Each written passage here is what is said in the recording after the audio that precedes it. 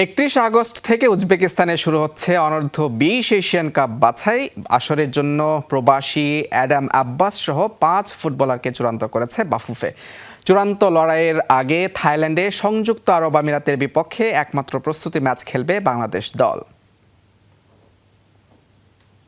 ৩১ August থেকে ৬ September উজবেকিস্তানে অনূর্ধ্ব-২০ Asian cup বাছাই অনুষ্ঠিত হবে।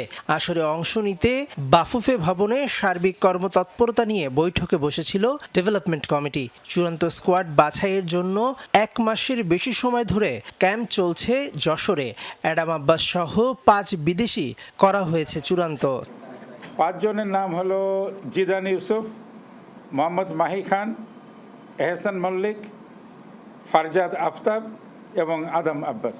এই আসরে অংশ নিতে বাংলাদেশ আর্মির সঙ্গে দুটি প্রস্তুতি ম্যাচ খেলেছে অনূর্ধ্ব-২০ দল। উজবেকিস্তানে যাবার আগে সংযুক্ত আরব আমিরাতের বিপক্ষে থাইল্যান্ডে একটি প্রস্তুতি ম্যাচ খেলে যাবে জেরার্ড জোন্স শিষ্যরা। আর দেশের বাইরে আন্ডার-20 জন্য বাহরাইন থেকে আমরা আমন্ত্রণ পেয়েছিলাম এবং খুবই সুন্দর আমন্ত্রণ, তারাও খুব আগ্রহী ছিলেন। কিন্তু আপনারা তো জানেন মধ্যপ্রাচ্যের এই অবস্থার কারণে অনেক প্লেয়ারের অভিভাবক সেখানে বাচ্চাদের যাওয়া খেলার ব্যাপারে একটু শঙ্কিত। তা আমরা বাহরাইনটার এই যে অফারটা তারা করেছেন এটাকে আমরা আন্ডার-17-এর জন্য পেন্ডিং রাখছি। হয়তো ওখানে আন্ডার-17কে আমরা নিয়ে যাব, কারণ ওটা তো নভেম্বরে, আমাদের সময় আছে।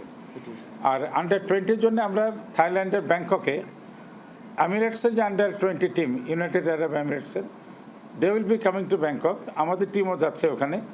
তো ওইখানে 18 থেকে আমরা তাদের সাথে একটা ফ্রেন্ডলি খেলবো। ২৭ আগস্ট উজবেকিস্তানে পৌঁছবে দল। চলতি বছর বাকুতে অনূর্ধ্ব-15 ওয়ার্ল্ড ফেস্টিভ্যালেও অংশ নেবে বাংলাদেশ।